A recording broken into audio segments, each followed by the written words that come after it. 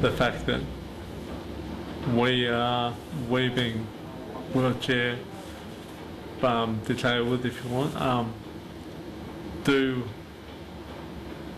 need to have sex.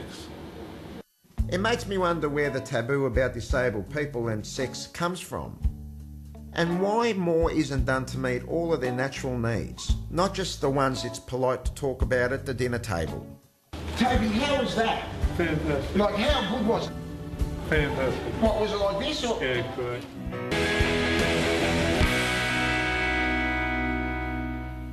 Surprised were the tales of my demise. I visited one of the best disabled-friendly gyms called the Fighting Lions Taekwondo Health and Fitness Club in Essendon, Victoria, and I explored the facilities for disabled children who want to take part in Taekwondo and gymnastics. Now, I've got a special guest now. I had a chat with him. His name's Steve Curry. He won a bronze medal in the Taekwondo Olympic, Paralympic. Hey, what did you win? Sorry? What did you win?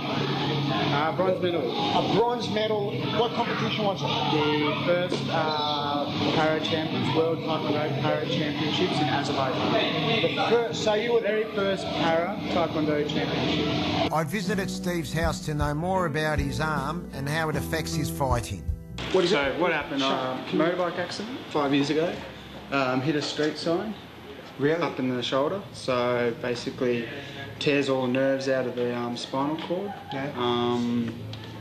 And yeah, I was left with a couple of nerve endings attached, but they're all severely damaged and so forth. You can't move your hand? Nah.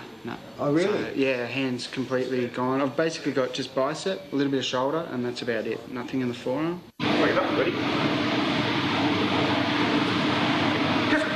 Has it made you more confident being In this environment, yeah, certainly.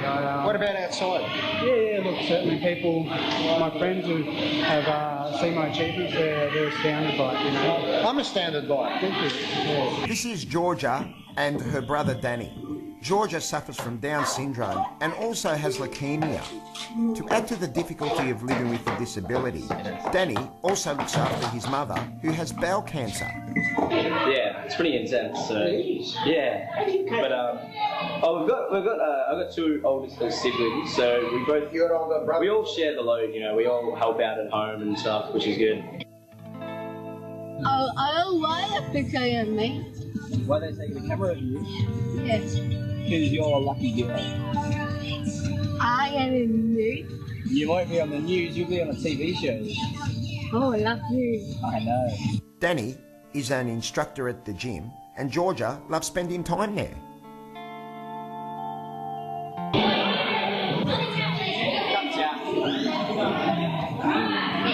Yeah, George, are you having fun?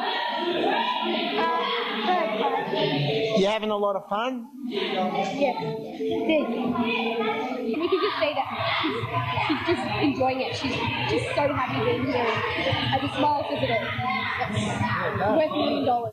Down syndrome, or trisomy 21, is caused by an extra copy of all or part of chromosome 21. This causes delays in the way a child develops mentally and physically. There is an estimated 33,000 people with Down syndrome in Australia. That is 1.5 times the population of Alice Springs.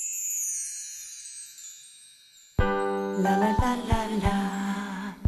La la la. We are going to be hearing some heartbreaking and honest stories from two exceptional women who have given birth to children with disabilities. We will be talking about the issue of aborting babies being diagnosed with disabilities during pregnancy, and also about the issue of euthanasia. Well, when I was pregnant with Sarah, I never realised anything was wrong. So when I gave birth to Sarah, I had a difficult birth. But when she was born, she never cried like the usual baby cries when a baby's born. She whimpered, and for 4 hours I never saw her. They were doing tests on her.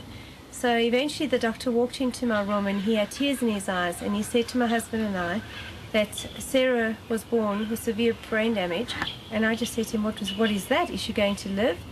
And he said, no, she won't make it. She will die within 3 days. She was very, very sick. In fact, I said goodbye to Sarah 4 times in 10 days. The doctor actually said to me, she's dying right now, you have to say goodbye. And I literally held in my arms, and I actually said to Sarah, please die, Sarah. Please go to heaven, go and be with God, because I don't want to see you suffer like this anymore. But she got well, she got better, and she was given back to us, and I'm thrilled. I mean, I cannot believe that today Sarah is 17 years old. 17? 17. You're 17 years old, Sarah. 17, Susie. Well, my story started when I was 24, and I'd been married for almost a year, and I was having our first baby. And when I was 19 and a half weeks pregnant, we went for an ultrasound just to check out the baby. At the end of the ultrasound, the ultrasound specialist said to me, look, I'm really sorry, but I have to tell you there's quite a few things wrong with your baby. And he said to me, well, most people would, in your situation, would have an abortion. I said, oh, I don't want to have an abortion. And the doctor's quite taken aback. I gave birth to Elizabeth, and her face was a little bit abnormal, like her mouth was very tiny and her ears were a bit malformed. To us, she was a beautiful baby. When she came out, the obstetrician let me hold her just for a moment, and then the paediatrician took her over to the little humidity crib, and he was trying to see what he could do about her breathing and things like that. And so he worked on her for a short time, but he said quite soon, look, there's just nothing we can do because of her airway problems. She's not going to breathe properly. And Elizabeth only lived for, it was a bit less than an hour. Dr. Graham Duke is the Director of Intensive Care at the Northern Hospital in Epping, Victoria. Is it the patient's right to say, look, Dr. Duke, I want to die, so I don't want nothing? Is he got the right to say that? It's clear. The first thing is to obviously work out what the patient wants and to respect their viewpoint, and it's quite clear that we should not force treatment on any patient who doesn't want it. What I'm trying to convey is that unfortunately there's a lot of misinformation or misunderstanding in the community, not just in the disabled group, but in the wider community, about what treatment is or isn't available. One of the things that has been seen in countries where euthanasia is legal, particularly where it's been legal for a long time, such as Holland, is that people with disabilities are frightened often to go to hospital because they are concerned that rather than being treated, they will become victims of euthanasia, and that has happened. And sometimes disabled people in Holland carry a card saying, please do not euthanize me. I'm quite happy being disabled, I'm happy with my life, and I want proper treatment. Do you think, is there discrimination as a go on against disabled people? Look, I don't believe so.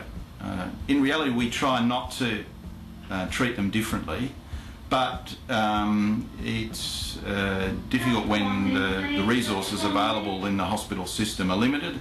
It's often difficult to justify putting extraordinary amounts of care and treatment into somebody with a disability when you've got somebody else who's an able-bodied person who has got a much better chance of recovering. If they did pick it up, yes, and they said, okay, Louise, this is going to be a problem, right, your daughter's going to be born with a severe disability, what choice would you have made? I don't believe in abortion, and I know that there are a lot of circumstances, and I've read some lately in the paper about people who have really had a lot of sympathy for these mothers. Similar conditions have been diagnosed for children like Sarah, yeah, and many of them, the doctors don't give you much of an option. They say to you, it'd be better for you to abort. Your child will have this severe brain damage, or they'll be born with some sort of abnormality. And we live in a society that wants to have everything perfect. So the thought of having a child that is not perfect is something that we don't seem to be able to live with in our society. Some people say, oh, isn't it cruel to give birth to a baby like that who's going to suffer or whatever. Now, I mean, Elizabeth only lived for an hour, and I don't believe she suffered. She would have suffered a lot more, I tell you, if she'd had an abortion. We have covered very complex issues, and I can't say if abortion or euthanasia is right or wrong. But I do know I have been touched by both of these ladies' stories and the way they are overcoming their extraordinary adversity. With you forever. The people we've met on this program have shown that having a disability doesn't have to be a barrier to living life. Their strength and courage is an inspiration to all Australians.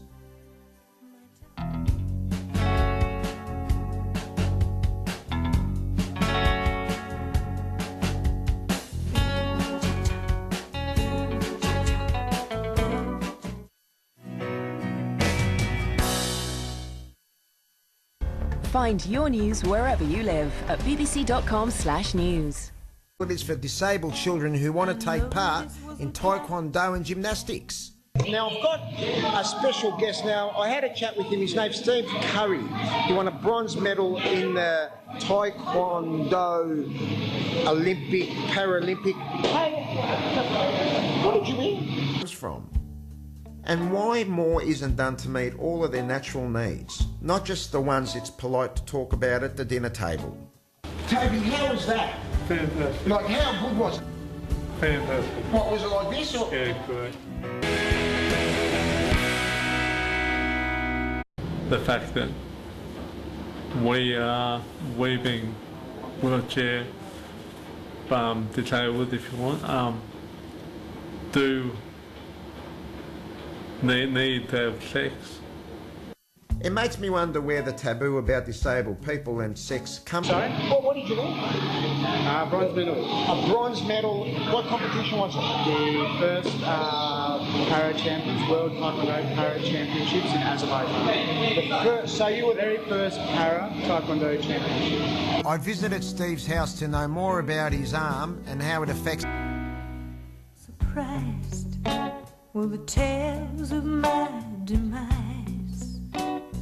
I visited one of the best disabled-friendly gyms called the Fighting Lions Taekwondo Health and Fitness Club in Essendon, Victoria, and I explored the facility.